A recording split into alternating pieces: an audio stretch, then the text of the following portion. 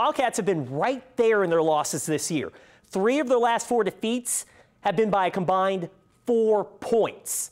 Wildcats looking to finish a tough game off this time around, score that upset over Terrebonne in reserve, and they get off to a good start. First quarter, Sean Shelby hits Markel August with a 23-yard touchdown. The extra point is blocked, so it's 6-0. Tigers getting things going on offense. Ja'Kai Douglas rolls out, goes deep to Keith Robinson. That's a big pickup as he ends up getting tackled inside Wildcat territory. Final play of the first. Ja'Kai Douglas hooks up with Keith Robinson. And check this touchdown out as he rolls out and buys time. How about a little tip drill? Knock it down!